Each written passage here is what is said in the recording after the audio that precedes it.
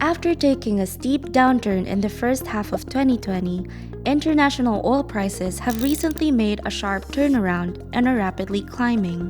Driving this increase are the growing expectations for a global economic recovery and OPEC Plus's decision to cut oil output. For Korea, rising oil prices could impede the economic recovery. Specifically, inflation rises in line with oil prices, which negatively affects households and ultimately the economic recovery. So just how much will this year's surge in oil prices affect our businesses and homes?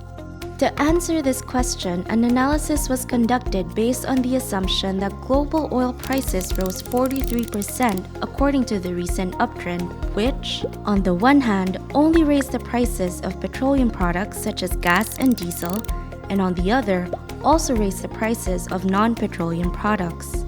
If the price hike is limited to petroleum products, firms who use these products as intermediate input bear the brunt of the burden, and their purchasing power diminishes. The purchasing power of households also weakens due to the higher prices of petroleum products.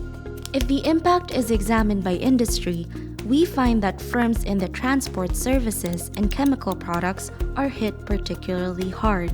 Meanwhile, if the price hike encompasses both petroleum and non-petroleum products, the burden of the sizable contraction in purchasing power primarily falls on households.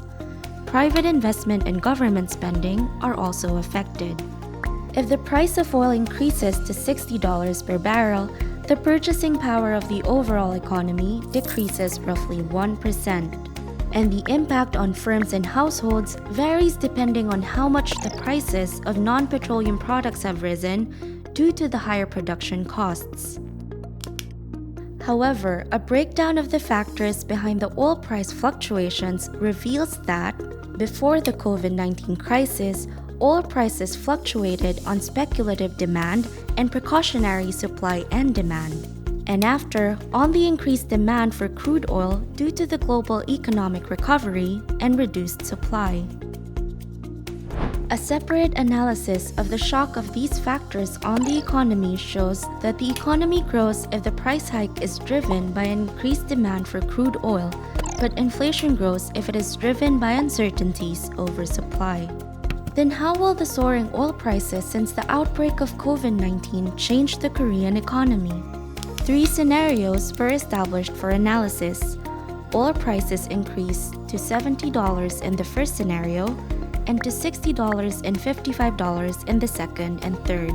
According to the results, the price hikes raised the economic growth rate by 0.4 to 0.7 percentage points, and inflation by 0.5 to 0.8 percentage points.